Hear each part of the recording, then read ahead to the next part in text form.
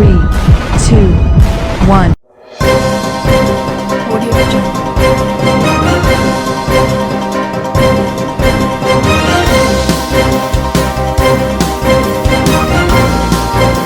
Audio Jungle. Audio Jungle.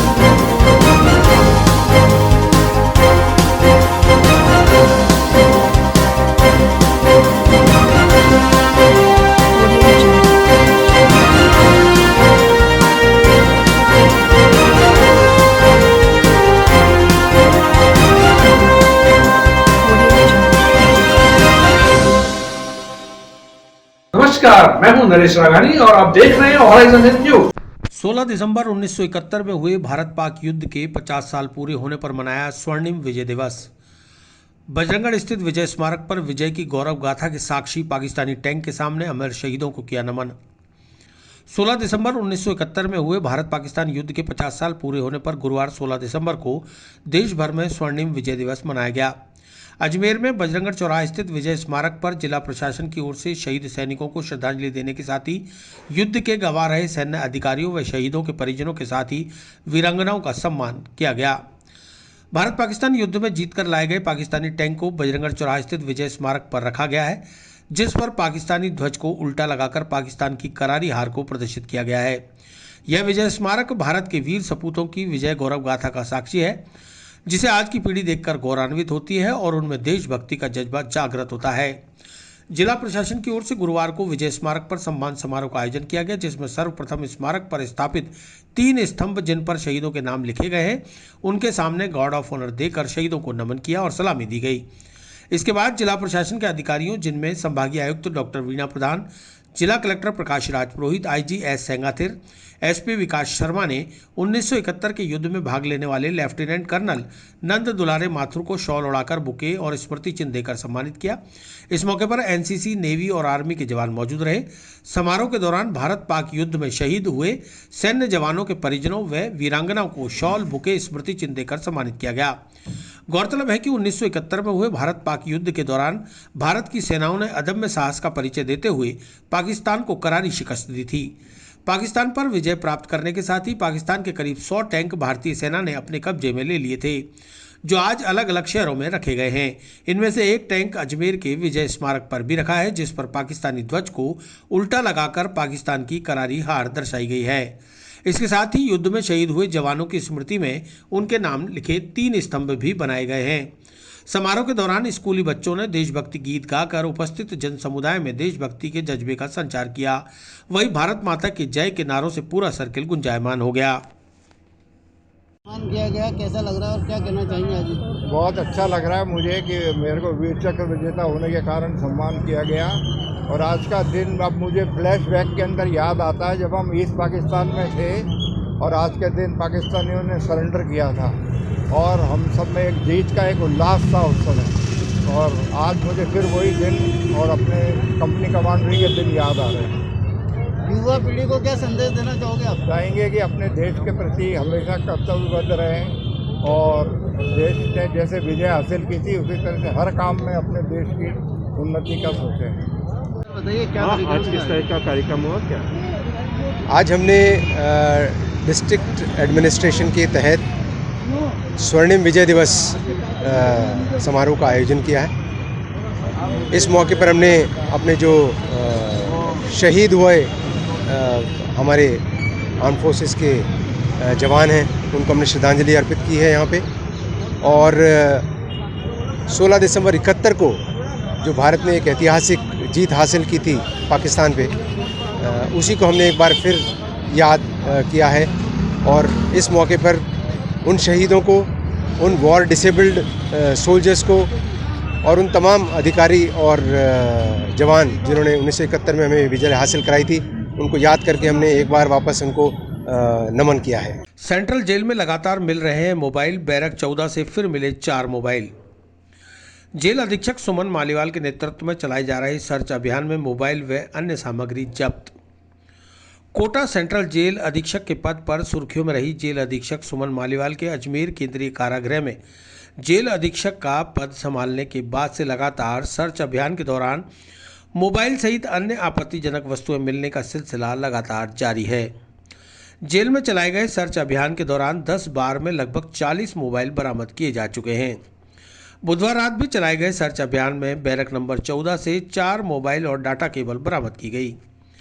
Jail प्रहरी द्वारा civil line थाने में इस मामले में एक मुकदमा दर्ज कराया गया है, जिसमें बताया गया है कि बैरक नंबर 14 में जमीन के नीचे दबाकर रखे गए 4 मोबाइल और डाटा केबल सहित अन्य सामग्री मिली है, जिस पर सिविल लाइन थाने में मुकदमा दर्ज कर अनुसंधान किया जा रहा है।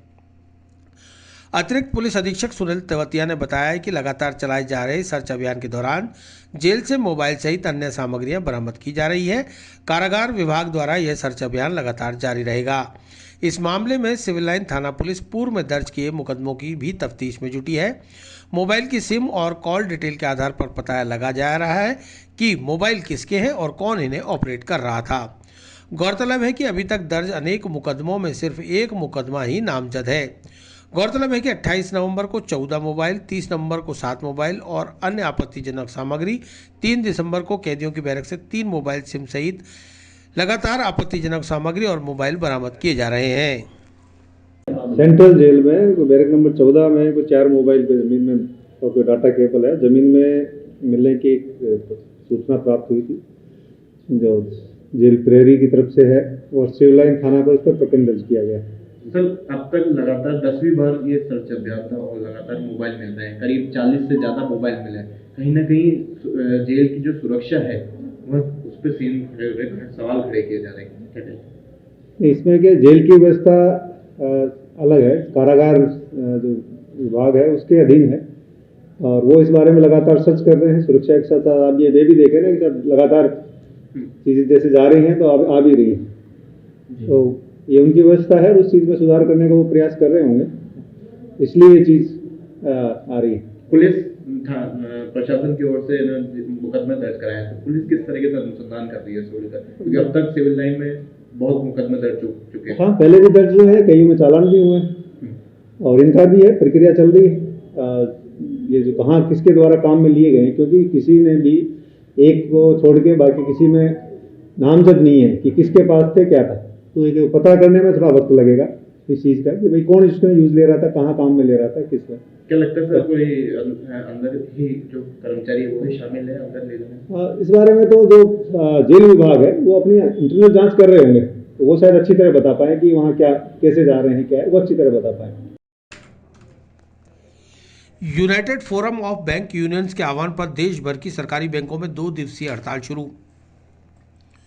प्रदेश के 4000 से अधिक सरकारी बैंक शाखाओं के 25,000 से ज़्यादा कर्मचारी अधिकारी रहेंगे हड़ताल पर, अरबों का कारोबार होगा प्रभावित। United forum of bank unions के बैनर तले देश भर की सरकारी बैंकों में 2 दिवसीय हड़ताल गुरुवार को प्रारंभ हो गई। प्रस्तावित बैंकिंग कानून संशोधन विधेयक सहित बैंकों के निजीकरण के विरोध में 16 और 17 दिसंबर को देश भर की तमाम बैंकों में हड़ताल रखी गई है।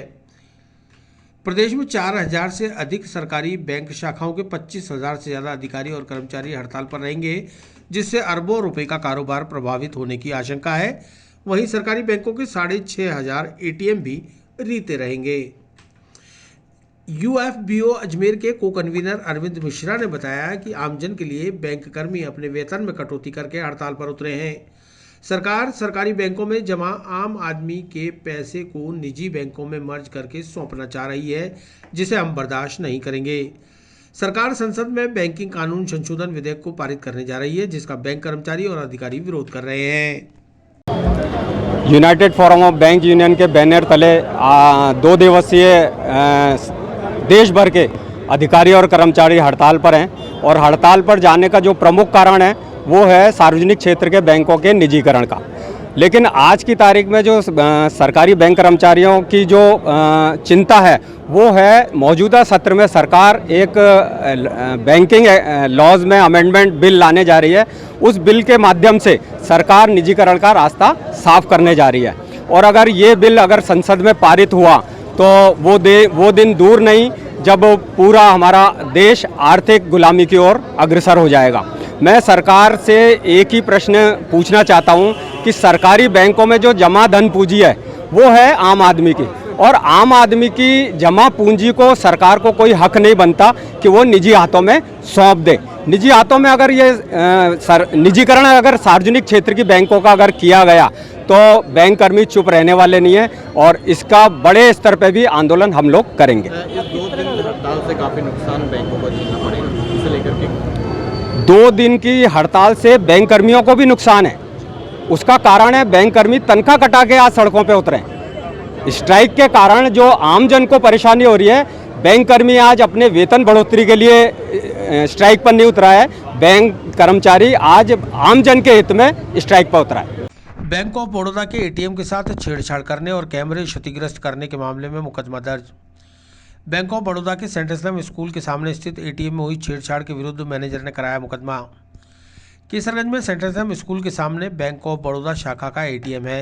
यहां 13 दिसंबर की रात अज्ञात युवकों ने बैंक के एटीएम में घुसकर कैमरे से छेड़छाड़ की और एटीएम को तोड़ने का भी प्रयास किया, जिस पर बैंक मैनेजर राजकुमार सैनी द्वारा 15 दिसंबर को क्लॉक टावर थाने में रिपोर्ट दर्ज कराई गई। क्लॉक टावर थाने के एएसआई दयानंद शर्मा ने बताया कि परिवादी बैंक मैनेजर राजकुमार सैनी द्वारा दी गई शिकायत के आधार पर मुकदमा दर्ज कर लिया गया है। एटीएम सहित आसपास लगे सीसीटीवी कैमरों की फुटेज को खंगालकर आरोपियों की तलाश की जा रही है।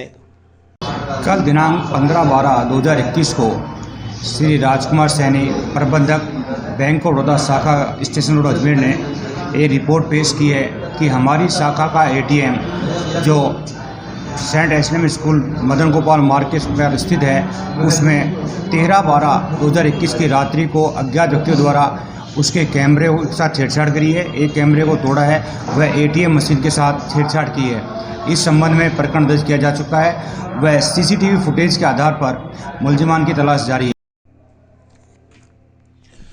पीड़िता की फर्जी फेसबुक आईडी बनाकर अश्लील शब्दों के साथ फोटो अपलोड करने वाला आरोपी गिरफ्तार। पीड़िता के परिजनों ने 10 नवंबर को सदर कोतवाली थाने में दर्ज कराया था मुकदमा। अजमेर की रहने वाली पीड़िता के फेक फेसबुक अकाउंट बनाकर उसकी अश्लील फोटो एडिट कर गलत शब्दों के साथ अपलोड करने के मामले में पीड़िता के परिजनों द्वारा सदर कोतवाली थाने में 10 नवंबर को रिपोर्ट दर्ज कराई गई थी, जिस पर सदर कोतवाली थाना पुलिस ने अनुसंधान करते हुए साइक्लोन सेल की मदद से आरोपी को गिरफ्तार करने में कामयाबी प्राप्त कर ली। सदर कोतवाली थाना प्रभारी शमशेर खान ने बताया कि दर्ज प्रकरण संख्या 153/21 में परिवादी की पुत्री की किसी अज्ञात व्यक्ति द्वारा 3 फर्जी फेसबुक आईडी बनाकर अश्लील शब्द लिखकर पीड़िता की फोटो के साथ तीनों फेसबुक आईडियों पर अपलोड करना बताया गया, जिस पर भारतीय दंड संहिता की धारा 354 घ 500, 501, 509 व 67 IT एक्ट में प्रकरण दर्ज कर अनुसंधान थाना अधिकारी शमशेर खान द्वारा शुरू किया गया। पुलिस अधीक्षक विकास शर्मा के आदेशानुसार अतिरिक्त पुलिस अधीक्षक शहर सुनील तेवतिया व वृत्ता अधिकारी उत्तर प्रियंका रघुवंशी के निर्देशन में थानाधिकारी शमशेर खान व टीम के सहयोग से उक्त फर्जी फेसबुक आईडियों की UR प्राप्त कर रिकॉर्ड साइक्लोन सेल से प्राप्त किया गया और कड़ी मेहनत व कठिन परिश्रम से आरोपी कजोड़मल सैनी पुत्र गणेश राम सैनी उम्र 18 साल जाति सैनी निवासी ग्राम सिगोद कला पोस्ट खेरजोली तहसील चौमू पुलिस थाना गोविंदगढ़ जिला जयपुर को गिरफ्तार कर अनुसंधान जारी है।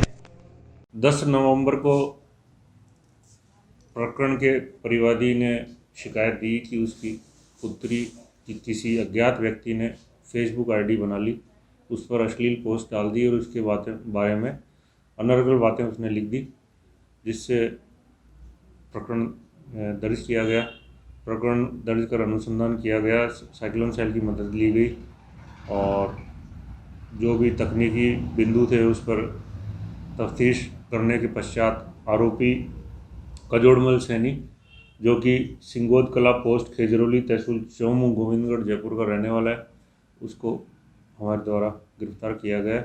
वह अब अग्रिम कार्रवाई अनुसंधान किया जा रहा है। सर कौन व्यक्ति है? कोई पुराना कोई?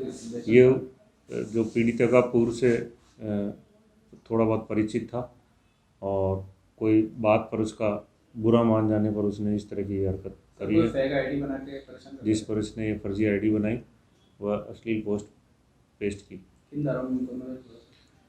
हमने इसमें 354 गए 500, 501, 509 IPC और 67 पुलिस IT एक्ट में प्रकरण को दर्ज कर अनुसंधान किया।